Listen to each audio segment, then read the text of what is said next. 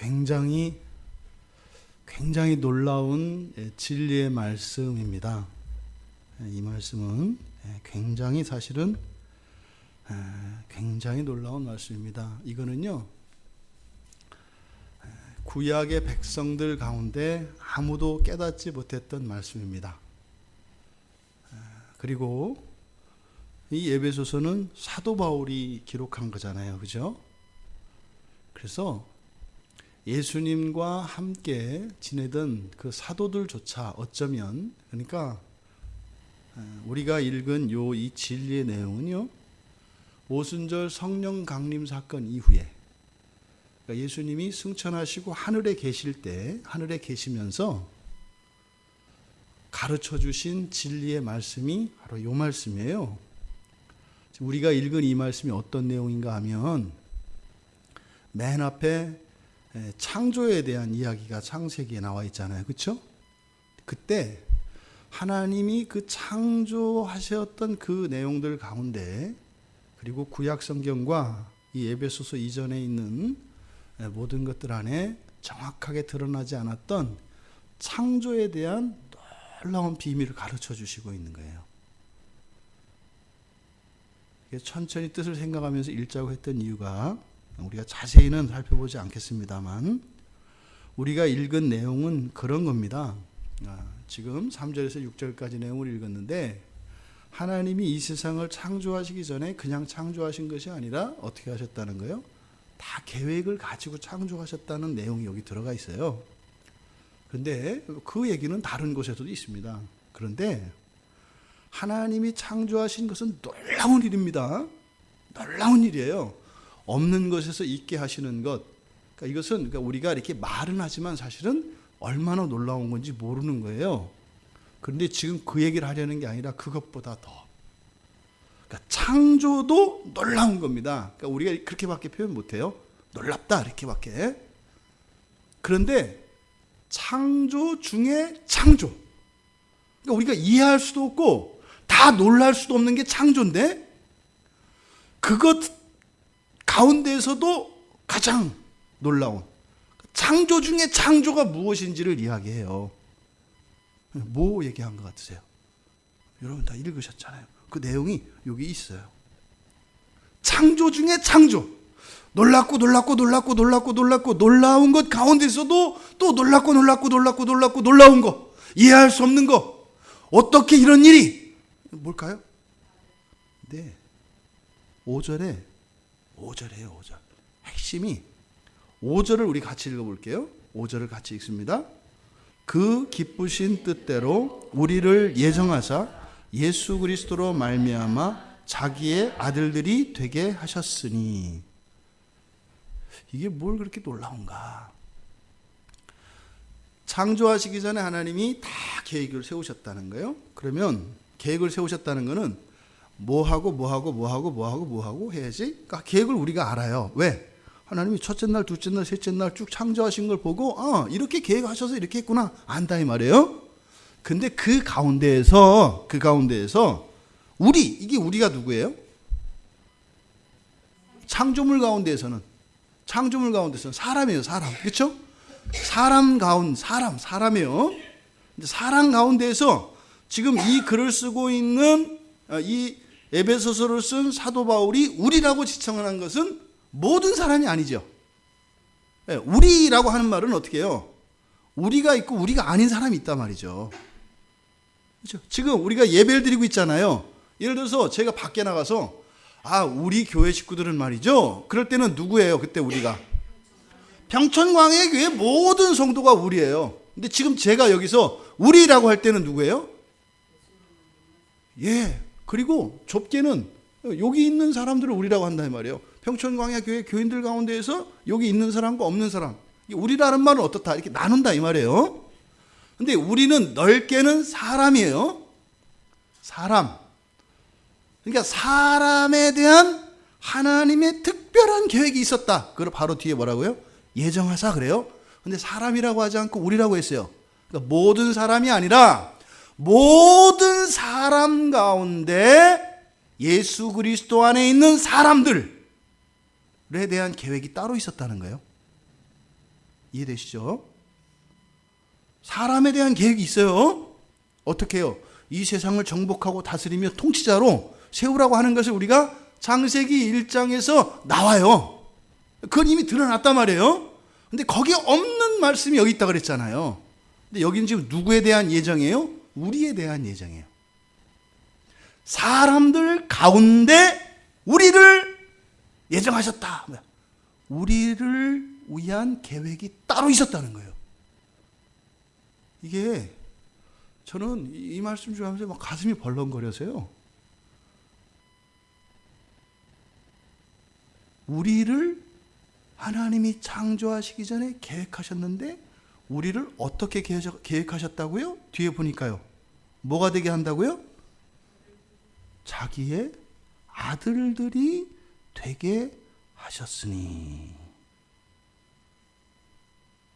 여기서 아들들이라는 게 뭘까요? 하나님의 아들이 뭘까요? 우리가 잘 사용하는 말이에요. 우리는 주님의 자녀들이다. 우리는 주님의 아들이다. 주님의 딸이다. 자주 사용하는 말인데 이게 무슨 말인지 모르고 쓴다 이 말이에요. 하나님의 아들들, 하나님의 자녀, 이게 무슨 말일까? 여러분, 누가복음 20장 36절을 한번 찾아보세요. 누가복음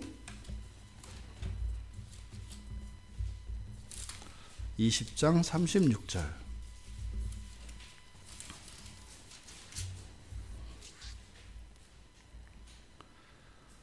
우리 같이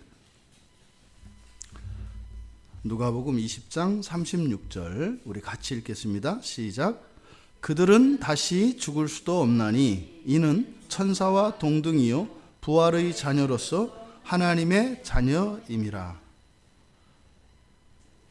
지금 하나님의 아들이라고 하는 표현, 하나님의 아들들, 하나님의 아들, 이것은 사도 바울만 쓰는 단어예요. 여기서 하나님의 아들들 할 때 양자라고 해요. 양자. 이 양자라고 하는 말. 그러니까 그러니까 아들이 된 우리를 뭐라고 해요? 양자라고 해요. 양자. 근데 이 양자라는 말은 사도 바울이 만들어낸 단어이고 사도 바울만 사용하는 단어예요. 그런데 이 누가복음에서는 여기 보면은 그들로 표현되어 있는 이 그들이 바로 누구예요? 하나님의 자녀. 이 하나님의 자녀라고 표현된 이 말이 하나님의 아들이라는 말이고 성경에서 양자라고 하는 말이에요. 그러니까 사도 바울이 성경에서 하나님의 자녀, 하나님의 아들, 하나님의 백성 이런 말들을 다 모아서 하나로 딱 압축해요. 그것을 뭐라고 해요? 양자라고 해요. 양자. 그러니까 양자라는 것은 우리가 생각하는 그냥 이렇게 데려온 아들, 딸 이런 것만 얘기하는 게 아니에요. 여기서 양자라고 하는 말은 신학적이고 성경 안에 있는 하나님의 모든 약속들을 하나로 합친 말이 양자라고 하는 말이에요. 근데 그 양자, 하나님의 아들, 하나님의 자녀가 뭐냐? 그것을 누가복음 20장 36절에서 정확하게 설명하고 있어요. 여기서 그들이 바로 하나님의 아들들이라고 했는데 그 하나님의 아들인 그들이 누구래요? 누가복음 20장 36절에서 뭐라 그랬어요? 그들이 누구라 그랬어요? 그들이 누구래요? 그들이 예? 이거 성경에 뭐라고 돼 있어요? 부활의 자녀, 하나님의 자녀. 이거는 이제 신분을 나타내는 건데 그 존재를 뭐라고 그랬어요? 우리말 성경에 동등이란 말을 껴넣은 거예요. 동등이란 말 없어요. 그냥 헬라어 성경에 뭐라고 했냐면 그들은 천사다 이렇게 돼 있어요. 그들은 천사들이다 이렇게 돼 있어요. 그러니까 지금 에베소서 1장 5절에서 바로 우리에 대한 하나님의 창조의 계획이 뭐였다고 얘기한 거예요? 우리를 뭐로 만드신다고요? 천사로 만드신다고요. 사람이 있고 천사가 있어요. 달라요. 천사와 사람은 달라요. 아시죠 다? 그런데 사람들 가운데에서요. 우리는 이 우리라고 하는 요 사람들, 모든 사람들 가운데 그냥 사람으로 살아갈 사람들이 있고요. 사람들 가운데 천사가 되게 하는 사람들이 있다는 얘기를 여기서 해요. 그게 바로 우리가 읽었던 누가복음 20장 36절 말씀이에요. 그들은 어떻다? 죽을 수가 있다 없다? 없어요. 죽을 수가 없어요. 죽을 수가. 왜? 그 이유를 뒤에서 설명하는 거예요. 왜냐하면 이렇게 되는 겁니다. 그들은 다시 죽을 수가 없나니. 이는 이라고 우리말 성경에 이는 이렇게 되어 있는데 이게 왜냐하면 이라는 뜻이에요. 왜냐하면 그들이 천사들이기 때문이다. 이렇게 되어 있어요. 잘 안 와닿으시죠? 사람들 가운데 천사가 되는 사람들이 있다는 거예요. 준수가 천사가 된다는 게 믿어지나요? 안 믿어지잖아요. 이게 무슨 말인가 싶잖아요. 근데 성경이 얘기하면 우리는 어떻게 해야 돼요? 믿어야 돼요. 성경이 그렇게 이야기해요. 그들은 어떻다? 천사들이 된다. 천사들이라는 거예요. 그래서 그들이 누구인지에 대해서 뒤에 설명하는 거예요. 누구라고 했어요? 부활의 자녀, 하나님의 자녀. 그들은 누구라고요? 부활의 자녀, 하나님의 자녀. 그러니까 부활의 자녀라는 말이 무슨 말일까요? 부활의 자녀라는 게 무슨 말일까요? 바로 부활하신 예수 그리스도와 함께 하나님의 자녀가 된 사람들을 부활의 자녀라고 해요. 그 사람들을 바로 누구다? 하나님의 아들들이라고 해요. 하나님의 아들들은 성경에서 천사에 대한 다른 칭호예요. 그러니까 지금 에베소서 1장 5절에 있는 이 내용은 어마무시한 내용이에요. 여러분 생각해 보세요. 여러분들이 천사가 되면 어떻게 돼요? 천사라고 하는 존재는 성경에서요, 하나님께서 말씀하시는 모든 것에 완벽하고 즉각적으로 순종합니다. 순종이라는 건 뭐예요? 하기 싫어서 하고 이런 거 아니에요? 하나님이 말씀하시고 하나님이 원하시면 완전히 그 뜻에 합치되는 거예요. 지금 우리 안 그렇잖아요. 그죠? 우리는 하나님의 뜻이 알아도 금방 되는 거 아니고 시간도 걸리고, 그렇죠? 그런데 천사가 되면 어떻게 돼요? 완벽하게 하나님의 뜻에 일치가 되고요. 그 다음에 그 능력이 어떻다고요? 죽지도 않아요. 지금 여러분들이 천사라면 어떻게 살까요? 지금 여러분들이 천사라면 지금 우리가 사는 것과 너무 다를 것 같아요. 믿음으로 여러분들이 천사된 사람들이라고 하는 것을 받아들일 수 있길 바랍니다. 내가 사람인 줄로 착각하고 자꾸 사람으로 살아가다 보면 어떻게 돼요? 번번이 실패하고 번번이 낙심하고 번번이 넘어집니다. 그런데 하나님이 우리를 어떻게 만드시기로 하셨다? 사람으로 만드셨는데 그 사람들 가운데 부활의 자녀된 자들, 예수 그리스도 안에 하나님의 자녀들이 된 자들은 무엇으로? 천사가 되도록 예정하셨다는 거예요. 이게 에베소서 1장 5절에 있는 놀라운 진리의 말입니다. 그럼 이게 진짠가? 사도 바울이 이렇게 했다 그래서 이게 진짠가? 확인을 해야 되잖아요. 아주 많은 곳에 그 증거들이 있습니다. 그래서 가장 명확한 증거, 예수님께서 마태복음 6장에서 우리에게 기도를 가르쳐 주세요. 그렇죠? 예수님 제자들에게 기도를 가르쳐 달라니까 그때 맨 처음에 뭐라고 얘기해요? 하늘에 계신, 이게 무슨 말인지 잘 몰랐던 거예요. 하늘에 계신 우리 아버지요. 이게 무슨 말인지 몰랐던 거예요. 사람인 너희들이 뭐라는 거예요? 천사가 됐다는 거예요. 천사가. 이게 이 에베소서에서 이 사도 바울을 통해서 이 진리가 드러났을 때, 이해되어졌을 때 예수님이 하셨던 그 말씀이 무슨 말인지 깨달아지는 거예요. 하늘에 계신 우리 아버지요. 천사가 되는 우리가 사람으로 살아가면서 이렇게 답답하고 안타깝게 살아가고 있어요. 그런데 주님이 오실 때까지 말이구나. 주님이 오시고 나면 어떻게 된다는 거예요? 완전히 천사로 하나님 말씀에 순종하며 그 천사의 권세와 권능을 가지고 살아갈 존재. 누가? 우리가. 사람이 훌륭한 사람 되는 거는 놀라운 일이에요. 그죠? 그런데 까무러칠 일은 아니에요. 그런 사람은 예수 믿지 않는 사람들 가운데 많이 있지 않아요? 예수 안 믿는 사람들 가운데 훌륭한 사람도 있어요, 없어요? 있잖아요. 위대한 사람들 있잖아요. 그거는 예수님 안 믿어도 되는 거예요. 네?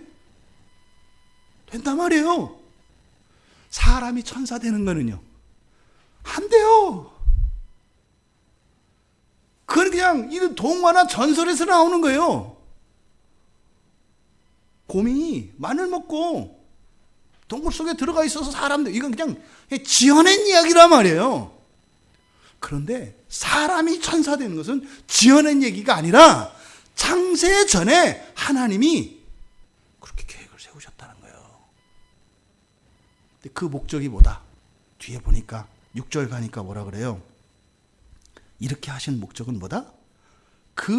그의 은혜의 영광을 찬송하게 하려는 것이다. 이게 무슨 말이냐면 하나님이 얼마나 놀라운 분이신지, 하나님의 권능이 얼마나 놀라우신 것인지, 하나님의 권세가 얼마나 대단한 것인지, 하나님의 계획이 얼마나 놀라운 것인지 인정하지 않을 수 없게 하셨다는 거예요. 사실은 천지를 창조한 것만으로도 하나님을 인정하지 않을 수 없어요. 근데 오늘날 보세요. 인정해요, 안 해요? 안 하잖아요. 물론 우린 그걸 뭐라고 얘기해요? 죄가 죄를 지었기 때문에 이렇습니다 그러잖아요. 죄를 지어도 인정하지 않을 수 없는 일이 일어난다는 거예요. 무에서 유를 창조한 것보다 더 놀라운 창조가 있다는 거예요. 뭐예요? 우리를 천사로 만드신 그것을 보았을 때 죄를 짓든 뭘 하든 하나님의 영광을 찬양하지 않을 수 없는 그때가 온다라는 거예요. 그러니까요, 그걸 보고요, 그때는 천사들이 죄 짓고 말라 이런 게 없어요.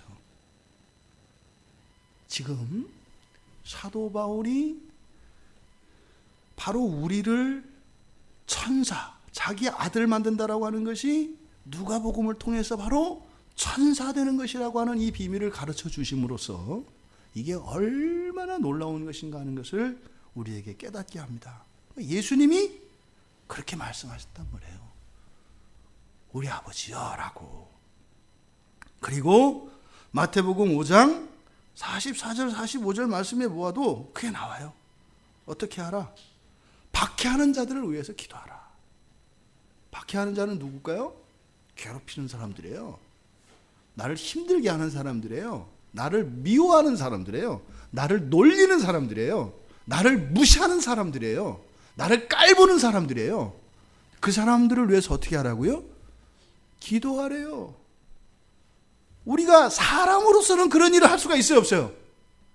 없어요. 물론 하라니까 이렇게는 하겠지요. 사람으로서 어떻게 그렇게 해요? 금방 날 때리고 가고 나를 무시하고 나를 욕하고 갔는데 어떻게 기도가 나와요? 그 일은 사람이 할 수 있는 일이 아니에요. 그 뒤에서 그러니까 뭐라고 얘기해요?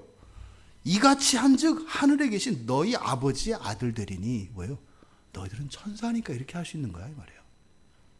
사람으로서는 그런 일을 할 수가 없어요. 할 수 없는 것을 하라고 하시는 분이 아니시죠?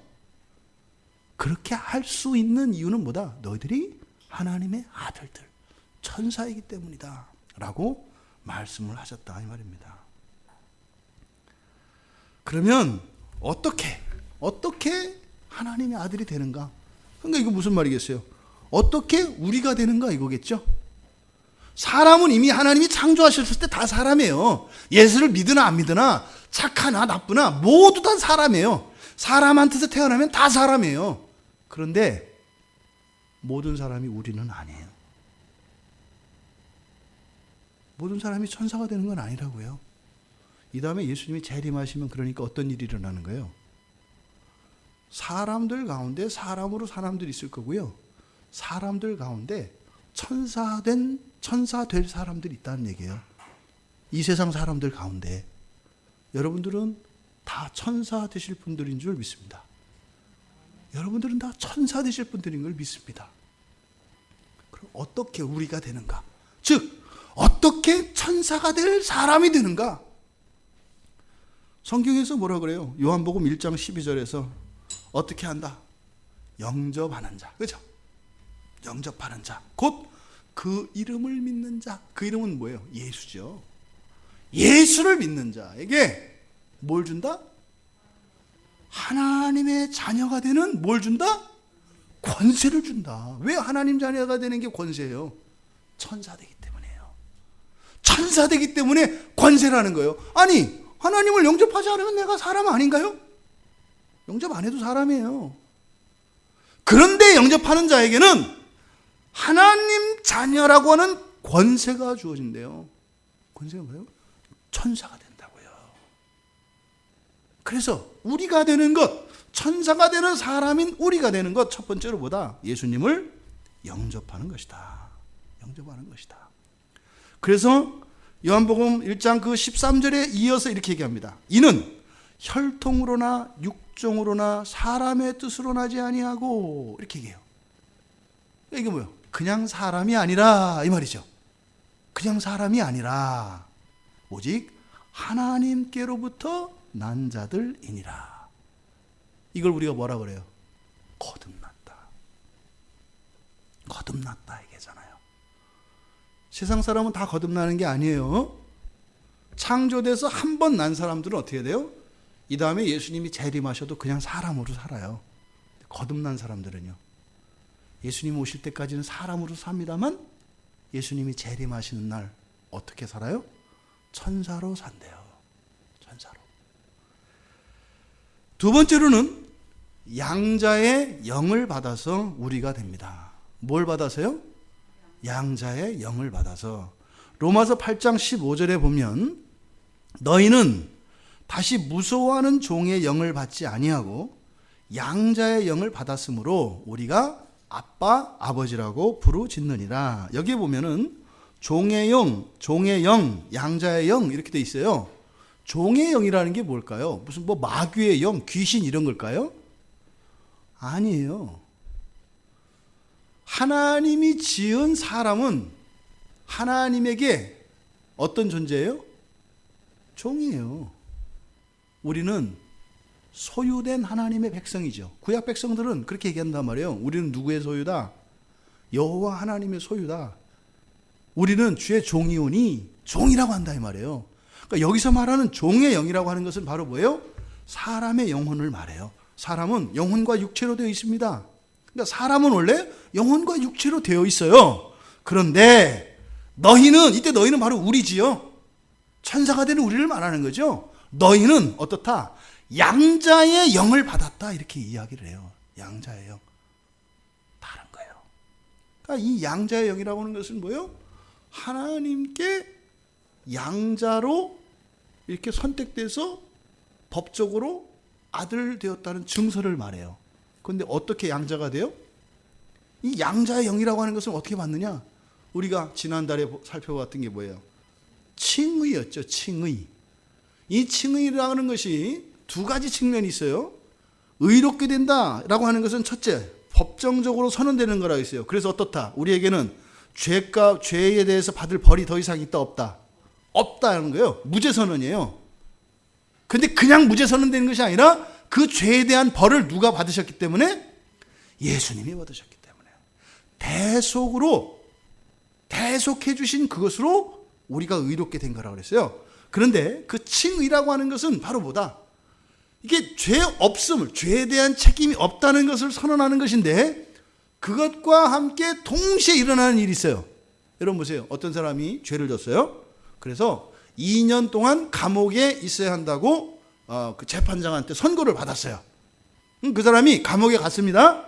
그럼 2년을 다 살았어요. 그럼 어떻게 된 거예요? 그 사람이 저지른 죄에 대한 죄값을 다 받았죠. 그럼 2년을 다 살았잖아요. 죄값을 받았죠. 그럼 그 순간 그 사람은 어떻게 돼요? 없어요. 그럼 더 이상 그 안에서 사는 게 아니라 밖에서 사는 사람이 되는 거죠. 둘 다 치러지는 거잖아요. 그러니까 우리 칭의라고 하는 것은, 그래서 신학자들 사이에서는 이 칭의와 양자를 구별하기도 하고 구별하지 않기도 해요. 왜? 이것은 의롭게 된 것, 이 칭의의 지난번에 이렇게 소극적인 측면과 그 다음에 적극적인 측면을 이야기했잖아요. 그렇죠? 소극적인 측면은 죄에 대한 책임을 면제받는 것이고, 적극적인 측면은 이제는 그것을 능가해서 이제 완전히 하나님의 자녀가 되는 것. 그래서 이제는 하나님의 말씀을 지키며 그 말씀을 따라 살 수 있게 된 걸 말한다 했잖아요. 그래서 이 양자와 칭의를 붙여서 대부분 학자들은 설명을 해요. 그러니까 이 양자의 영이라고 하는 것은 바로 뭐예요? 의롭게 된 사람들, 칭의된 사람들을 이야기하는 거예요. 그러니까 그 죄책이 다 없어지는 순간 그와 동시에 하나님의 자녀로 인정을 받아요. 이게 양자의 영을 받는다는 뜻이에요. 그 다음에 세 번째로 예수님이 형제라고 불러주셔서, 예수님이 형제라고 불러주셔서 또 우리는 예수님이 하나님의 아들이니까, 그죠? 하나님의 아들이 우리를 형제라고 부르면 어떻게 되는 거예요? 우리도 하나님의 아들이 되는 거죠. 히브리서 2장 11절과 12절에 보면 이렇게 되어 있어요. 거룩하게 하시는 자와 거룩하게 함을 입은 자들이 다 하나에서 난지라. 그러므로 형제라 부르시기를 부끄러워 아니하시고 이르시되 내가 주의 이름을 내 형제들에게 선포하고 내가 주를 교회 중에서 찬송하리라 하셨으며. 예수님이 우리를 형제 자매라고 부르기에 부끄러워하지 않으신데요. 이건 뭐예요? 봐주는 게 아니에요. 그냥 내 형제 내 자매라고 해줄게 이런 게 아니라는 거예요. 뭐라는 거예요? 진짜로 형제 자매가 된다는 거예요. 정말로. 그러니까요, 예수님이 나를 형제라고 불러주고 동생아, 누이야 이렇게 불러준단 말이에요. 그렇게 함으로써 사람들 가운데에서 우리가 된다 이 말이에요. 사람들 종이라 부르세요. 어떤 사람들은 나의 종아 이렇게 부른단 말이에요. 그런데 어떤 사람들은요, 나의 형제요, 나의 자매요 이렇게 부르신다는 말이에요. 그러면 그때 부르는 순간 지금은 똑같은 사람으로 있지만 그때는 완전히 달라요. 완전히 달라요. 하지만 하이델베르크 신조에 보면은 이 하나님, 그러니까 예수님이 하나님의 아들이신 것과 우리가 또 양자된 것 사이에 차이점에 대해서 이야기해요. 그러니까 독생자라고 해요, 예수님을. 그렇죠? 독생자. 그러니까 하나님이 낳으신 분은 누구밖에 없어요? 예수 그리스도밖에 없어요. 그러니까 존재론적으로 예수님은 하나님이세요. 하나님의 아들이세요. 근데 우리는 원래는 뭐였어요? 사람이었다고요. 사람이었던 우리가 뭐가 돼요? 천사가 됨으로써 하나님의 아들이 돼요. 그러니까 사람으로 태어나서 천사가 되는 존재들을 우리라고 해요. 그래서 사람에서 변화되어, 그러니까 사람에서 아들 된 자들, 이것이 우리 양자의 신분이고, 예수 그리스도는 태초로부터 삼위일체 하나님의 제2위이신 성자로서 독생하신 아들이세요. 우리는 독생한 자들은 아니에요. 그래서 같이 형제라 자매라 부름을 받지만, 그렇게 되지만 예수 그리스도와 우리가 같을 수는 없다. 이 부분을 잊어서는 안 돼요. 이게 잘못되면 이제 예수님하고 어깨 동무하면서 자기가 이제 무슨 예수도 되고 매도 되는 이런 이상한 그런 이제 사이비, 뭐 이단도 아니고 사이비, 이런 게 되는 거예요. 그래서 우리는 창조주이신 예수 그리스도, 하나님의 아들이시며 창조주이신 예수 그리스도와 피조물이지만 하나님의 아들이 되는 우리 사이에 뛰어넘을 수 없는 질적 차이가 있어요. 그런데도 어떻게 된다? 우리는 똑같이 하나님의 아들이 된다는 거예요. 그러니까 이거는 천지창조한 거는 저리 가라예요. 천지창조한 거는. 자세한 건 저도 잘 몰라요. 그게 뭐 이게 저는 좀 잘 몰라요. 하지만 감은 있어요. 많이 다르다. 내가 천사다? 죽겠는 거예요. 근데 내가 지금 요 모양으로 지금 이러고 살고 있어요? 그 옛날 주일학교 사역할 때 굉장히 감동스러운 예화가 있었어요. 어떤 농부가 닭을 키우는데 그 닭장 안에 아주 못생긴 닭이 하나 있었답니다. 예? 그래서 닭들한테 맨날 쪼임받고, 아시죠? 닭이 굉장히 그 위계질서가 강합니다. 뭐 닭은 서열 딱 잡아요. 닭장이 있으면 그 중에서 우두머리 닭이 있습니다. 그러면 그 닭을 중심으로 해서 서열이 쫙 먹여져요. 그래서 주인이 와서 이렇게 하더라도 닭 서열이 먹여져요. 근데 그 중에 제일 꼬레비인 닭이 하나 있었대요. 이렇게 못생긴 그 미운 오리 새끼 마냥. 근데 가끔 이 못생긴 닭이 안 그래도 닭들한테 맨날 쪼이고 얻어맞고 그래가지고서 안 그래도 그냥 서름당하면서 사는데, 이놈의 농부까지 가끔 와가지고 이 닭을 괴롭혔대요. 이놈의 농부는 이 닭을 어떻게 괴롭히냐면, 닭장에 들어가지고 뭐 막 이렇게 어디 구석에 숨어 있어도 그걸 또 찾아와가지고 또 개를 또 들고 막 간대요. 높은 데로. 근데 어느 날, 그때 지붕에 올라가더니 확 던져버리더라는 거예요. 그래가지고 뭐 어떻게 꼬꾸대 가다가 떨어져가지고 그냥 확 끌어박지 않겠어요? 뭐 머리 깨지고 이랬더니 또 들여놓더래요. 그랬더니 또 그 다음날 내가 또 와요. 너는 닭이 아니다. 너는 닭이 아니다. 너는 독수리다. 그러니까 이 농부가 미쳤는지 닭한테 넌 독수리다 그러더니, 아이고, 그러더니 이제는 지붕이 아니라 더 높은 뒷동산을 올라가더니 거기서 던져버리는 거예요. 또 이제 꼬꾸대 가다 떨어져가지고 또 깨지고 피나고 이랬죠. 근데 며칠 지났더니 이제는 까마득한 절벽으로 올라가더니 밑에 보니까 구름이 저 아래 깔려 있어.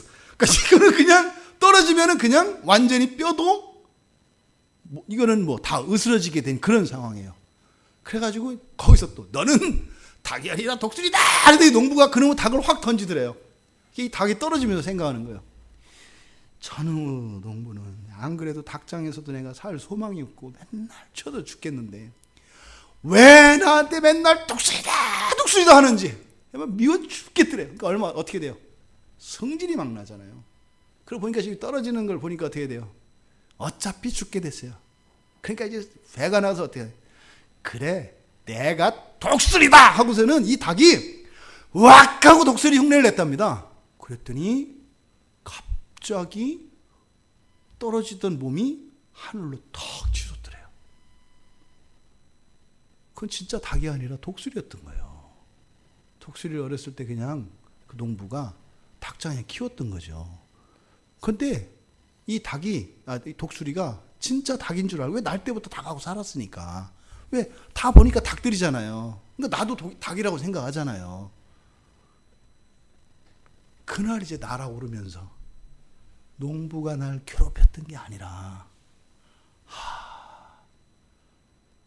내가 진짜 독수리였구나. 내가 닭한테 무시당하고 이런 게 아니라 내가 봐준 거였구나. 이걸 깨닫게 되었대요. 이게 지금 여기서 나오는 얘기예요.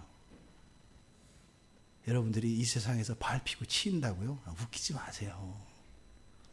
어떻게 독수리가 닭한테 밟히고 치임받고 이렇게 무시당해요? 웃기는 얘기죠. 에? 호랑이가 쥐 앞에서 벌벌 떤다고요? 그런 거 없어요. 속고 있다는 거예요. 여러분, 예수 그리스도께서 우리를 형제라고 불러주시고 자매라고 불러주시고 사람 되었지만 하나님의 아들로서 인정해 주시는 그 예수 그리스도의 나의 사랑하는 형제야, 나의 사랑하는 자매야, 이렇게 불러주실 때 그냥 사람이 아니라 사람들 가운데 우리가 된다 이 말입니다.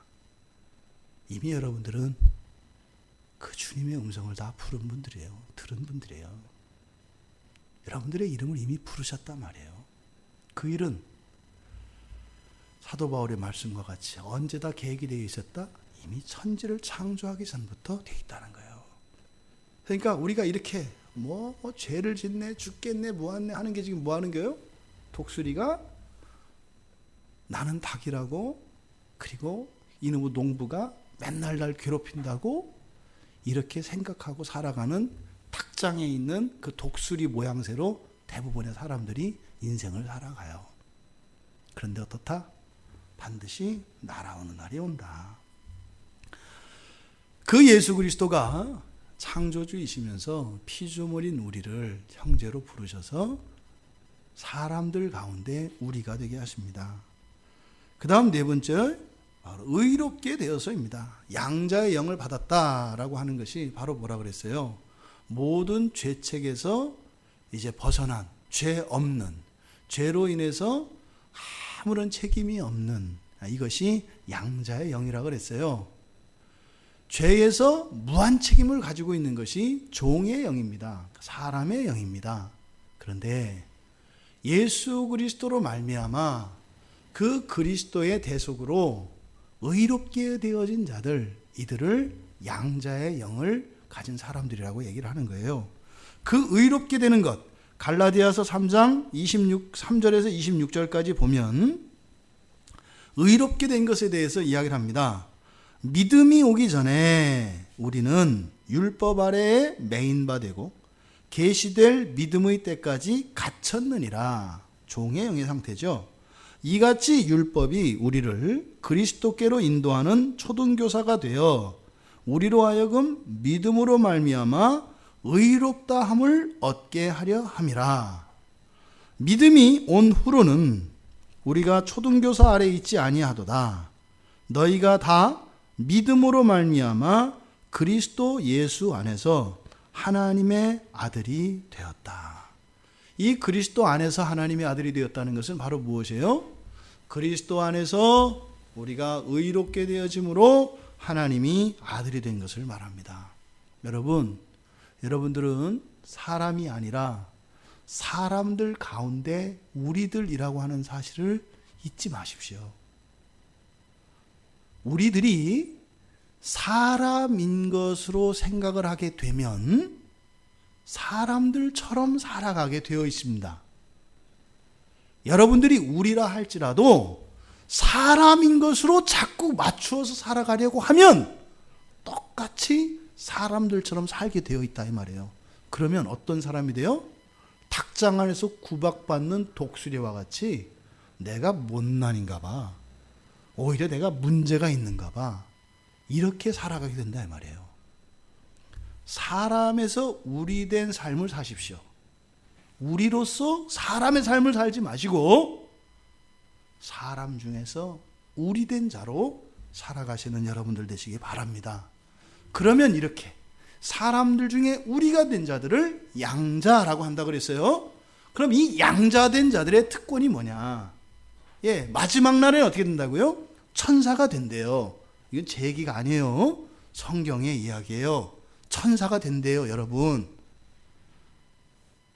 그러면 현재의 여러분 삶 속에서 그런 천사됨의 흔적과 증거와 권세들이 있어요, 여러분들에게. 그럼 우리가 천사가 된다는 그 증거가 사는 동안 어떻게 아느냐? 이거를 특권이라고 하는 겁니다. 첫째가 뭐예요? 하나님께 말할 수 있고 하나님과 가족 관계가 돼서 이제는 하나님께 기도할 수 있는 거예요. 하나님께 말하는 게 뭐예요? 기도하는 거예요. 근데 기도가 그냥 하는 게 있어요. 종도 주인한테 얘기해요, 안 해요? 해요. 종이 주인한테 얘기하면 주인이 종의 말을 들어줘요, 안 들어줘요? 들어줘요. 그런데 아들이 아버지에게 이야기해서 들어주는 것과 종이 주인에게 이야기해서 들어주는 것은 완전히 달라요. 종이 이야기해서 들어주는 것은 뭐예요? 그 일 때문에 들어주는 거예요. 그런데 아들이 이야기해서 들어주는 것은 사랑하기 때문이에요. 그래서 이 기도라고 하는 것은 하나님께 말을 하는 것인데 종도 할 수 있어요. 예수 안 믿어도 할 수 있단 말이에요. 인격적인 존재는 말할 수 있어요, 하나님께. 근데 그게 이루어지느냐 안 이루어지느냐, 이게 중요한 건 누구에게 중요해요? 종들에게는 그게 중요해요. 아들들에게는 그게 중요한 게 아니에요. 더 중요한 것은 뭐예요? 하나님과 나 사이에 이 사랑의 관계가 더 중요하다 이 말이에요. 아들로서, 자녀로서 하나님께 이야기할 수 있는 존재가 됩니다. 더 이상 종의 관계가 아니에요. 하나님의 아들과 딸이 돼요. 그러니까 기도는 무슨 일 때문에 걱정이 돼서 하는 게 아니다 이 말이에요. 뭐예요? 해주세요 이것이 아니라 아버지 아파요 이렇게 하는 거예요. 아버지 아파요. 그러면 아버지가 사랑해서 그걸 들어주는 거예요. 종은요, 아파요 이게 아니에요. 이거 해야 되는데 못하겠어요. 이런 게 종의 기도예요. 자녀들의 기도는 아빠 힘들어요. 아빠 더 못하겠어요. 아빠 너무너무 힘들어요. 도와주세요. 이런 거예요. 그러면 옳고 그르고 이런 것도 없어요. 아들의 기도는, 딸의 기도는, 종의 기도는요, 그렇게 안 돼요. 그게 아니면 안 된단 말이에요. 두 번째로 예수의 이름으로 명령하며 살아갈 수 있게 됩니다. 예수의 이름으로 명령할 수가 있어요. 왜요? 형제가 되었기 때문에 예수가 가지신 예수의 이름으로 명령한다는 것은 뭐예요? 예수의 권세를 쓸 수 있단 말이에요. 왜? 우리가 아들과 딸이니까. 예수의 이름으로 명령할 수가 있어요. 그래서 사도행전과 이 신약성의 서신서들을 보면 예수의 이름으로 라고 하는 말들이 많이 나와요. 예수의 이름으로, 예수의 이름으로. 그건 누가 하는 거예요? 하나님의 양자된 자들만 쓸 수 있는 말이에요. 예수의 이름으로라고 하는 것은. 그랬을 때 어떻게 해요? 너희 아버지는 구하는 자에게 좋은 것으로 주지 않겠느냐. 마태복음 7장 11절에서 아버지가 아들 된 너희들에게 좋은 것으로 주지 않겠느냐. 예수의 이름으로 명령할 때, 예수의 이름으로 명령할 때 예수가 가지신 그 권세와 권능이 우리의 삶 속에 그대로 일어납니다. 그래서 예수님이 제자들한테 뭐라고 그랬어요? 너희들이 내가 행한 것보다 더 큰 권능과 권세를 행할 수가 있을 것이다. 좋겠다. 이렇게 하고 하늘로 가셨단 말이에요. 이것이 양자된 특권입니다. 그 다음 세 번째로 도덕적 특권이라고 할 수 있는 성령의 인도하심을 받습니다. 성령의 인도하심. 성령은 양자의 영이라고 해요. 또 성령을. 그러니까 뭐예요? 양자된 우리를 지켜주시고 인도해 주세요. 근데 지켜주시고 인도해 주신다는 게 어떤 의미예요? 때로는 꾸짖기도 하십니다. 때로는 야단도 치십니다. 때로는 회초리도 대십니다. 때로는 우리가 하려고 하는 것을 막고 방해도 하십니다. 이게 성령의 인도하심을 받는 거예요. 성령의 인도하심을 받았을 때 우리는 어떻게 하게 돼요? 계속해서 죄를 짓거나 계속해서 망할 길로 가지 않아요. 그게 성령의 인도하심입니다. 물론 우리가 나아가는 길에 우리가 감당 못할 이런 환경과 어려움이 있다면 그것을 들어 넘겨주시는 일도 하시지요. 근데 그것보다 더욱 중요한 것은 뭐예요? 잘못된 길로 가지 않게 하는 것. 이것이 더 중요한 성령의 인도하심입니다. 그래서 도덕적 특권이라고 하는 거예요. 잘못을 하되 죄를 짓지 않는. 마지막으로 이 세상에서 우리는 영적인 가족을 이루며 살게 하십니다. 뭘 이루며 살게 하신다고요? 영적인 가족을 이루며 살게 하십니다. 양자들은 그러니까요. 이 세상, 원래 사람은 어떻게 형제자매가 되나요? 사람은 부모에게서 혈육을 통해서만 형제자매 가족이 돼요. 가족이 좋은 건가요? 나쁜 건가요? 좋은 거예요. 사람은요, 혈통을 따라서만 가족이 되게 돼 있어요. 그런데 양자는요, 영적으로 가족이 되게 돼 있어요. 이게 잘 와닿지 않죠, 개념이. 영적으로 가족이 될 수 있다는 것은 엄청난 백그라운드를 갖는 겁니다. 엄청난 힘을 얻는 겁니다. 이게 양자들이 가지고 있는 특권이에요. 그것을 구현하는 게 뭐예요? 교회라고요. 교회를 이루어가는 게 어마어마한 영적인 특권이라고요.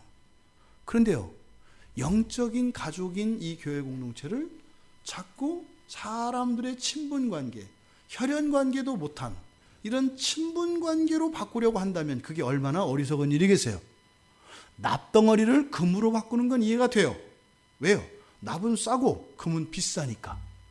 그런데 기를 쓰고 금을 납으로 바꾸려고 하는 사람들이 있다면 그 사람들은 얼마나 멍청하고 미련하고 무모한 사람들이에요. 성경에서, 구약 성경에서는 하나님 이스라엘 백성을 부르세요. 뭐라고 하세요? 너희들은 나의 백성, 그죠? 나의 소유된 백성. 그래서 하나님 나라를 이루어 가세요. 그동안 우리들이 잘못 생각했던 게, 잘못 생각했구나. 뭘 잘못 생각했냐면, 여러분, 나라가 클까요? 가족이 클까요? 나라가 중요할까요? 가족이 중요할까요? 왠지 찜찜해요, 그죠? 가족이 이렇게 해서 되긴 되는데 찜찜해요. 근데 정확하게 신학적으로요, 가족이 더 중요합니다. 이때 가족이 훨씬 큽니다, 나라보다. 왜냐하면 구약에서는 하나님 나라에 대한 이야기를 하거든요. 하나님 나라에 대한. 그런데 여기서 보면은 바로 나라를 가족으로 만드세요. 수적으로는 우리가 일상적으로 생각할 때 나라와 가족 그러면 어느 게 더 큰, 우리에게 어느 게 더 큰 공동체예요? 나라가 크죠? 그때 그 사람이 이야기하는 가족은 뭘 말하는 거예요? 혈육의 가족을 말하는 거죠. 혈육의 가족을 말하니까 혈육의 가족 것들이 모여서 나라가 되잖아요. 그래서 씨족사에 부족사에 이렇게 커가는 거 아니에요, 점점점. 그러니까 그 가족이라는 개념은 혈육의 가족일 때 나라 안에 있는 부분 집합이에요. 그런데 이 양자된 자들이 맺는 이 영적인 가족은 어떻게 돼요? 나라들을 합해서 가족이 돼요. 그러니까 하나님의 가족이라고 하는 개념은 우리가 생각하는 모든 나라, 심지어는 역사 속에 존재했던 모든 제국들을 다 어우러서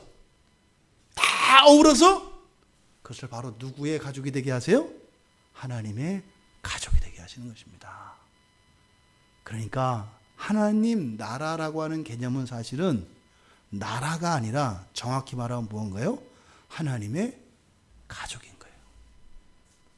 그동안 우리는 이 나라와 가족에 대한 이 개념이 잘못되어 있어서 이걸 혼동했던 것 같아요.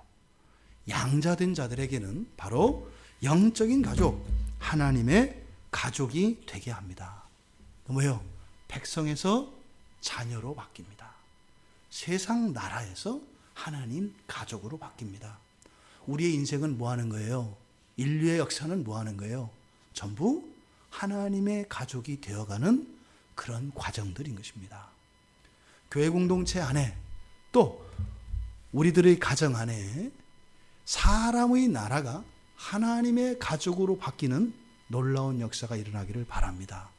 양자된 자들로서 이미 여러분들은 창세 전부터 이 세상의 기초가 놓이기 이전에 이미 천사가 되기로 예정된 자들이라는 것을 잊지 마십시오. 그냥 사람이 아닙니다, 여러분. 여러분, 이 다음에 우리 서로를 보고 반하고 감격할 때가 올 거예요. 이야, 권사님 진짜 천사였네. 아멘. 지금은 긴가민가 맹숭맹수 하겠지만 그것을 눈으로 보는 날이 오시게 될 것입니다. 여러분, 그때 여러분이 천사면 지금도 여러분들은 천사입니다. 사람으로 살려고 하시는 순간 여러분들은 다시 율법에 매이게 됩니다. 여러분, 천사로 살아가시는 여러분들 되시기 바랍니다. 이것이 양자가 가지고 있는 교리입니다. 얼마나 놀랍습니까? 창조보다 더 뛰어난 창조 중의 창조. 이것이 바로 하나님의 양자 되었다는 것입니다. 하나님의 양자로 이 한 주일을 또 여러분의 인생을 그렇게 힘있게 살아가시는 여러분 모두가 되기를 주님의 이름으로 축원합니다.